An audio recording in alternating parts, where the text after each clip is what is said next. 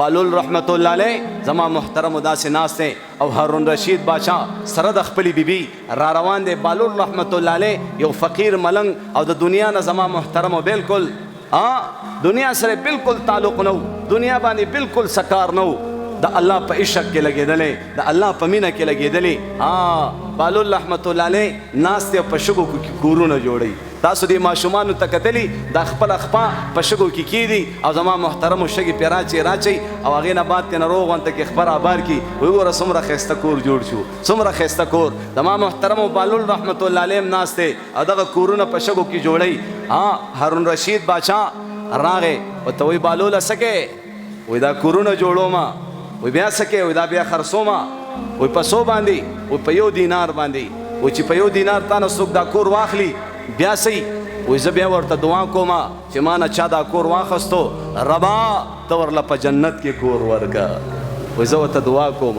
نو زما محترمو دا غټایټ دا بادشاهان دا بعضې د مال په اکړ کې د مال په نشه کې او یې مړه بس مستۍ راخستی دی، مستۍ راخستی. خبرې له توجه ورنکړه لاړو.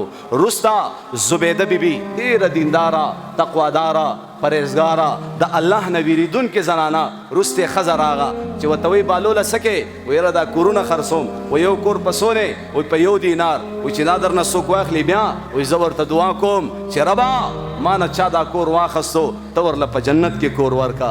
زبیده بیبي ډایرکټ 1 دینار راویستو بالول رحمت الله علیه ته ورکو. لاړه چې کله شپه شوه هارون رشید باچا خوب ویني، په خوب کې جنتونه ویني، جنتونو کې نهرونه ویني، د شاتو نهر، د شرابو نهر، د پیو نهرونه، د اوبو نهرونه، لوی لوی محلات ویني.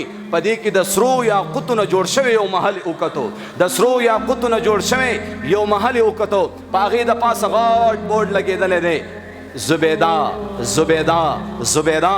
د دې نظر په هغه محل باندې ولګېده او چې دا زما د کور والا د بیبي محل دی، راشه انټر شه وګوره دننه وګوره څنګه جوړ دی، بهر نه خو ډېر ښایسته دی. خو چې کله هارون رشید باچا دې محل ته ور انټر کېدو داخلېدو چوکیدار منې فرشتې منې که داخلېدل نشته.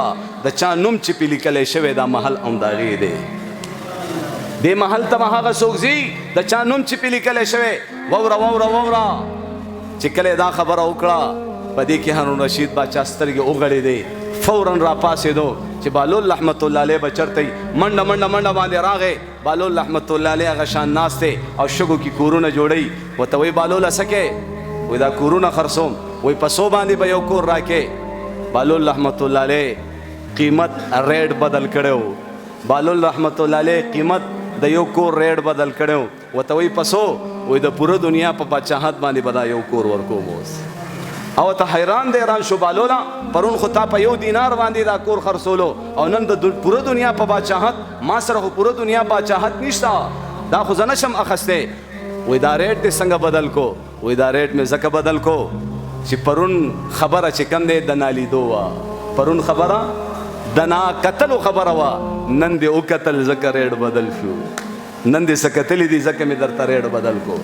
نو د کتلو ریټ بدل او د نه کتلو ریټ بدل زما محترمو دلته ویلې کېږي چې ها د علماو د الله والو خبرو کې ډېر چیړ پیړ مه کوه، بغیر د چوچرانه خبره منه تسلیموه، د هغې باندې ډېر سرچینګونه مه کوه.